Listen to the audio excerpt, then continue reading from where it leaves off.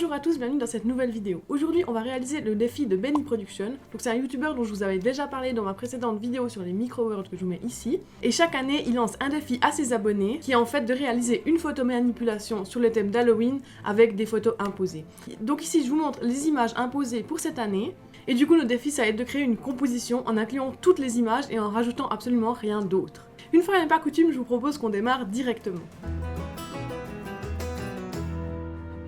C'est vrai que je vous avoue, à la base, j'avais pas forcément envie de faire ce défi, parce que j'avais vu en fait les images à disposition, elles m'avaient pas vraiment inspiré. Mais je me suis dit, je vais quand même ouvrir Photoshop et puis voir si ça me donne quelques idées une fois que je superpose un peu les images. Et du coup, en premier, j'avais importé cette image de chariot, je m'étais dit, mais qu'est-ce que je vais bien faire de ce chariot, je le trouve vraiment pas très beau. Et puis en rajoutant la maison dans Photoshop, c'est là que j'ai eu l'idée, je me suis dit, mais je pourrais simplement en fait mettre la maison sur le chariot. Donc c'est ce qu'on va faire, on va créer en fait une colline à l'intérieur du chariot, et puis dessus, on va y intégrer la maison.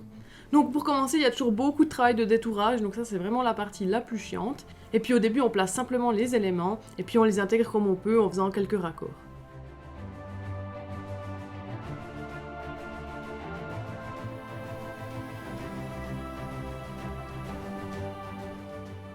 Comme vous pouvez le voir, j'ai essayé de rajouter une petite tombe à l'avant, mais j'ai vite abandonné, je trouve qu'elle n'avait pas sa place en fait dans l'herbe ici. Et puis une fois qu'on a placé tous les éléments, on peut faire la première étape. Donc la première étape, c'est simplement d'ajuster la luminosité avec un layer de curve sur chaque élément en fait, pour que l'atmosphère, si vous voulez, de chaque élément matche déjà dans son ensemble. Une fois que c'est fait, et comme dans toute bonne création Halloween qui se respecte, il va falloir qu'on mette un peu de lumière. Donc je suis partie dans un truc orange et vert, vous verrez on rajoutera le vert après. Et j'ai commencé par colorer toutes les fenêtres de la maison en orange, donc pour faire comme si c'était éclairé à l'intérieur. Donc ça c'est très long franchement, comme vous pouvez le voir. Parce qu'il faut dessiner en fait chaque fenêtre à la main.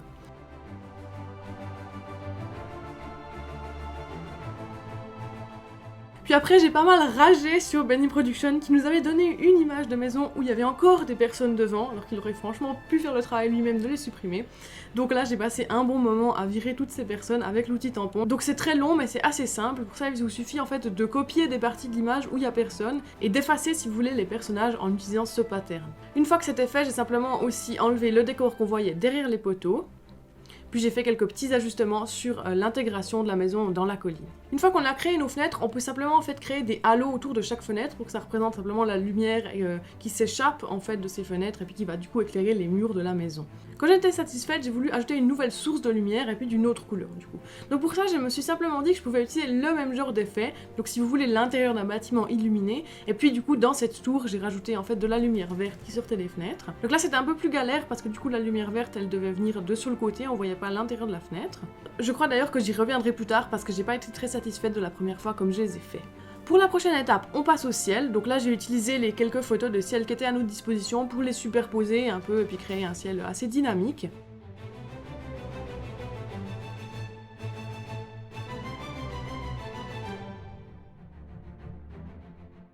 J'ai aussi rajouté les éclairs qu'on était censé mettre. C'est pas mon truc préféré, les éclairs, mais on était obligé de les intégrer, donc c'est ce que j'ai fait.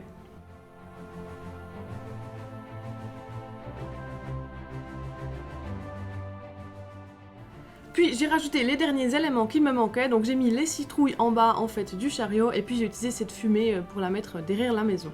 J'ai décidé de changer un peu le sol qu'il y avait devant les citrouilles parce qu'en fait l'herbe là-dessous je trouvais que ça matchait pas trop.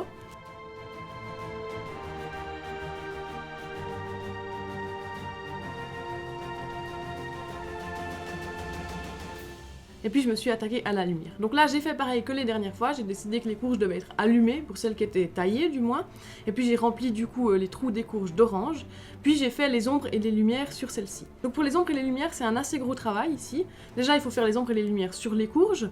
Puis il faut rajouter l'ombre sur le sol, parce que bien sûr la lumière en fait sort de la courge et du coup va éclairer le sol. Mais elle va aussi éclairer le chariot. Et là c'est vrai que j'ai passé un bon moment à dessiner en fait à quels endroits la lumière allait se refléter.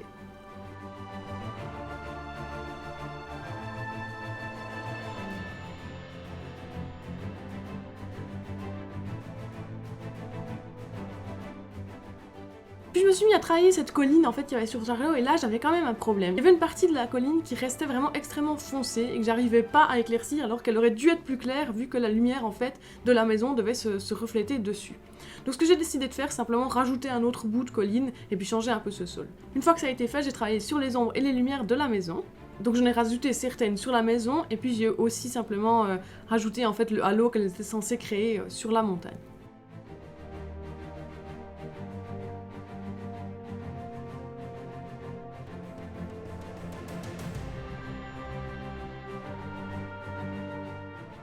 Une fois que ça a été fait, j'ai quand même décidé de reprendre un peu mes lumières vertes parce qu'elles me plaisaient pas tellement. Je trouvais qu'elles faisaient pas tellement réalistes comparées aux lumières de la maison. Donc je les ai simplement refaites un peu mieux, j'ai rajouté quelques effets et puis j'ai un peu plus travaillé l'endroit, si vous voulez, de la lumière et l'endroit des ombres.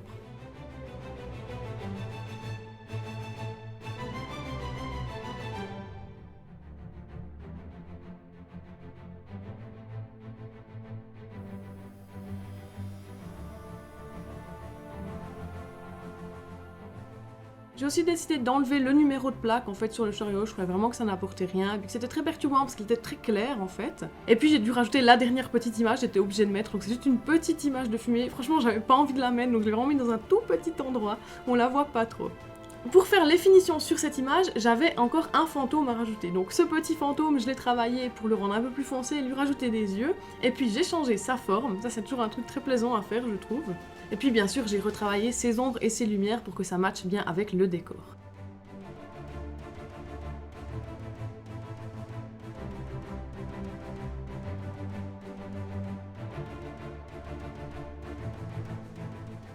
Une fois que j'ai fait ça, j'ai ajusté les ombres et les lumières globales. Puis en regardant l'image dans son ensemble, j'ai remarqué qu'il y avait un petit problème. Je trouvais que le chariot en fait ne ressortait pas assez. Donc j'ai décidé simplement de l'extraire de l'image et puis d'augmenter un peu sa luminosité. Et puis j'ai aussi remarqué que je devais rajouter une ombre si vous voulez derrière pour qu'il ressorte mieux.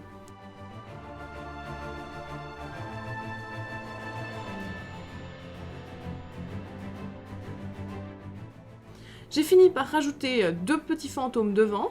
Et puis j'ai quand même décidé de complètement virer cette plaque et de la rendre vraiment beaucoup plus sensée parce que je trouve qu'on voyait que ça. J'ai un halo derrière le chariot pour bien finir la création.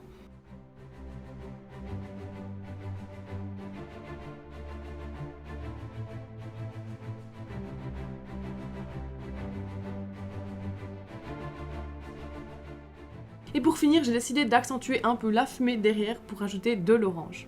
Et du coup, nous voilà avec la création finale. Franchement, je pensais vraiment pas que j'étais capable de faire une photo magnifique comme ça, donc je suis super contente. Regardons-la d'un peu plus près. Déjà, je trouve que le ciel est magnifique, en fait, avec cette luminosité et puis les vagues qu'on peut voir.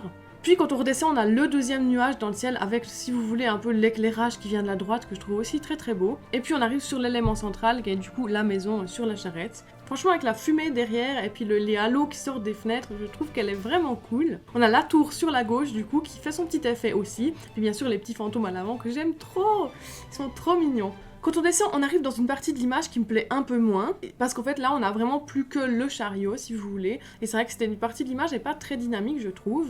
Et puis après on arrive vers le bas du chariot avec les roues et puis les citrouilles devant. Là c'est une partie que j'aime beaucoup de nouveau parce que la lumière comme elle se reflète sur les roues et puis comme elle sort des citrouilles, je trouve ça vraiment génial. Bref, du coup dans son ensemble c'était un défi que j'ai été très heureuse de faire, je me réjouis déjà de celui de l'année prochaine, mais avant qu'on se quitte je vous propose qu'on aille voir un peu ce qui s'est fait dans le game puisque c'était un défi et que tous les abonnés de Bonnie Production pouvaient participer.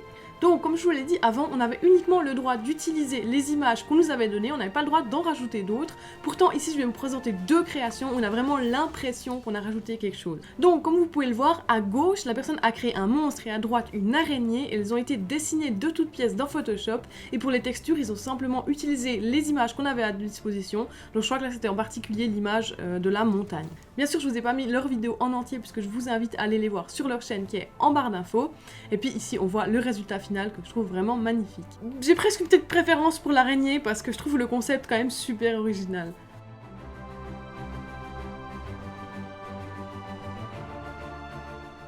La prochaine création dont je voulais vous parler, c'est celle-ci. Je voulais vous en parler parce que je trouve qu'elle est extrêmement bien réalisée, mais que malheureusement, moi, je n'aime pas tellement le concept. En fait, si vous voulez, c'est un fantôme qui est en double exposition, et à l'intérieur du fantôme, en fait, on voit la ville, si vous voulez, à feu et à sang, et puis à l'extérieur du fantôme, elle paraît tout à fait normale. C'est vrai que l'idée de cette création est très originale, pourtant, je trouve que le rendu n'est pas très flatteur comparé à tout le travail qui a dû être mis là-dedans. Pour finir, je voulais vous montrer quelques créations avec des idées un peu plus classiques.